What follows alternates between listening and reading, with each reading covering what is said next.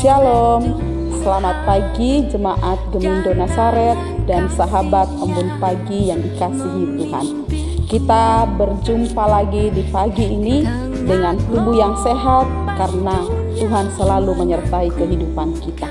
Saudara-saudara yang dikasihi Tuhan, atas setiap tekanan, pergumulan yang terjadi pada saudara-saudara kita, apa yang kita rasakan?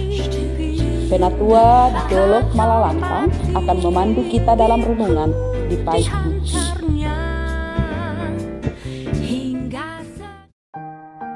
Sebelum membaca Alkitab, mari kita berdoa. Selamat pagi ya Tuhan, Yesus yang baik. Terima kasih untuk pagi hari ini. Kami dapat bangun dengan semangat yang baru. Saat ini kami mau merenungkan firman-Mu.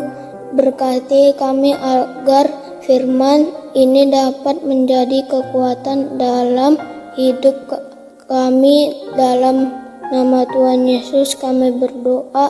Amin.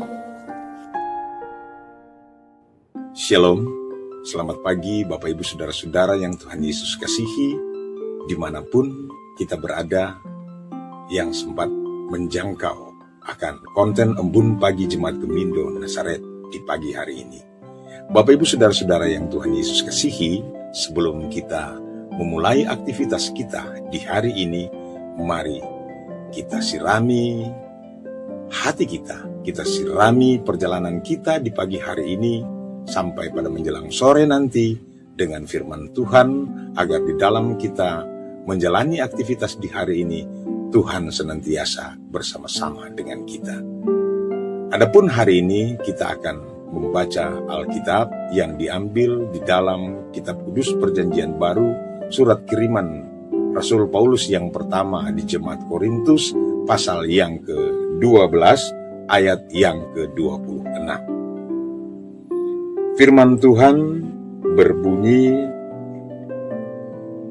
"Karena itu, jika satu anggota menderita, semua anggota turut menderita. Jika satu anggota dihormati, semua anggota turut bersukacita." Demikian firman Tuhan pada pagi hari ini. Bapak Ibu Saudara-saudara yang kekasih di dalam Tuhan kita Yesus Kristus. Tema di pagi hari ini sesuai dengan pembacaan Alkitab kita, yaitu turut merasakan. Bapak Ibu Saudara-saudara yang kekasih, saya seorang pemain musik atau lebih dikenal saat ini sebagai salah satu organis gereja di Jemaat Gemindo Nasaret. Saya merasa terganggu ketika ada touch keyboard atau ada program yang tidak berfungsi dengan baik. Hal itu akan mempengaruhi mood saya untuk mengiringi atau memainkan melodi-melodi lagu untuk puji-pujian terhadap jemaat. Oleh karena itu, Bapak Ibu Saudara-saudara, di dalam saya mengakali bagaimana tools atau program yang tidak berfungsi dengan baik ini, otomatis saya harus kutak-kutik dulu agar supaya ini jangan sampai berubah ketika saya sedang mengiringi puji-pujian untuk jemaat. Pada pagi hari ini, Rasul Paulus kembali mengingatkan kepada kita, dan terutama di dalam latar belakang pembacaan kita, yaitu Jemaat Korintus, tentang kesatuan di dalam jemaat. Jangan ada pihak-pihak yang merendahkan sesamanya karena sebuah perbedaan, atau menilai orang lain lebih rendah dari kita. Misalnya, ada yang merasa lebih, kemudian melihat ada yang merasa kurang, kita menganggap orang itu seperti tidak ada artinya di dalam kehidupan kita atau di dalam lingkungan kita. Oleh karena itu, di dalam persekutuan tubuh Kristus, Rasul Paulus menegaskan bahwa anggota-anggota tubuh yang menurut pandangan kita kurang terhormat, kita berikan penghormatan khusus. Jika satu anggota dihormati, semua anggota turut bersukacita. Itulah rasa saling memiliki di dalam suatu persekutuan tubuh Kristus. Oleh karena itu, di dalam kita mempelajari akan pandangan atau cara pandang dari Rasul Paulus yang melihat orang yang direndahkan masyarakat menjadi pribadi yang berharga. Kita belajar melihat orang bukan dari kekurangan atau kelemahannya, melainkan sebagai seorang saudara.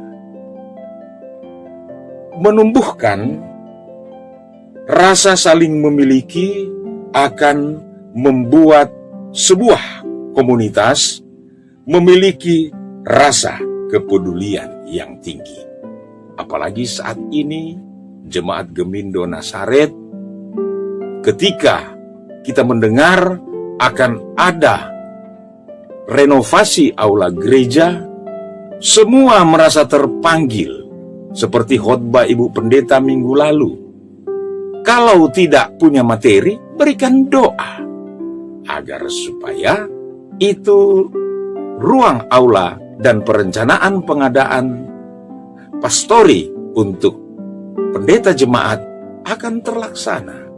Sinilah fungsi kita di dalam satu tubuh, yaitu tubuh Kristus, di mana kita turut merasakan. Dalam turut merasakan ini berarti kita adalah satu untuk semua, semua untuk satu. All for one, one for all. Jemaat yang berfungsi dengan baik, sekalipun tidak besar, sekalipun tidak semegah yang lain, sekalipun hanya berdoa, dia layak memiliki pujian. Pujiannya apa? Dia layak dipuji karena dia sudah berdoa untuk tubuh Kristus, yaitu gereja kita yang saat ini sedang membutuhkan biaya maupun doa untuk renovasi gereja kita. Karena jemaat yang saat sekarang ini semua berfungsi dengan baik, maka tubuh Kristus tentu akan berjalan sebagaimana mestinya. Demikian pula perencanaan kita. Jika kita sedang merencanakan untuk membangun aula gereja yang saat ini butuh renovasi, kalau kita tetap bersama-sama, kita sama-sama merasakan bahwa itu memang butuh diperbaiki, mari kita sama-sama memberi diri, sama-sama saling menghargai. Marilah kita selaku orang yang percaya, hari ini ketika kita melangkah, kita mulai dengan doa, kiranya berkat Tuhan akan senantiasa bersama-sama dengan kita, dan kiranya berkat yang kita terima itu akan menjadi bagian juga di dalam jemaat kita, di dalam kita dalam merencanakan renovasi, dan agar kita bisa merasakan bersama-sama. All for one, one for all.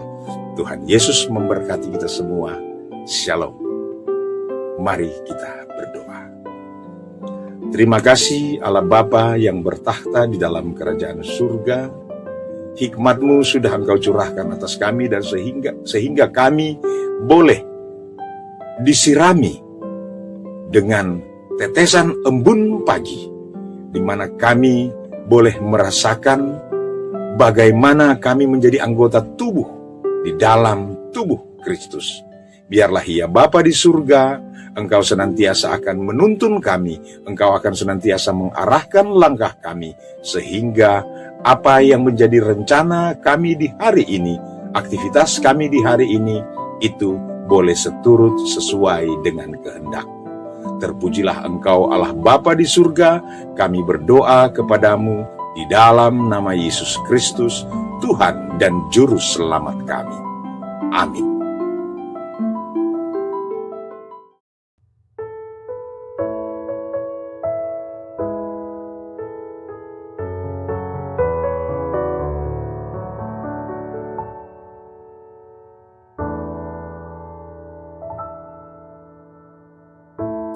Kami rendahkan diri di hadapan-Mu, membawa hancur hati saat berseru, agar kami saling melengkapi tubuh-Mu, seperti Kau dan Yesus adalah satu. Jadikan kami satu, seperti kerinduanku, agar dunia tahu bukti nyata dari kasih-Mu. Sebelum kami pergi memberitakan kasih-Mu, mulailah dari kami lebih dulu, jadikan kami satu.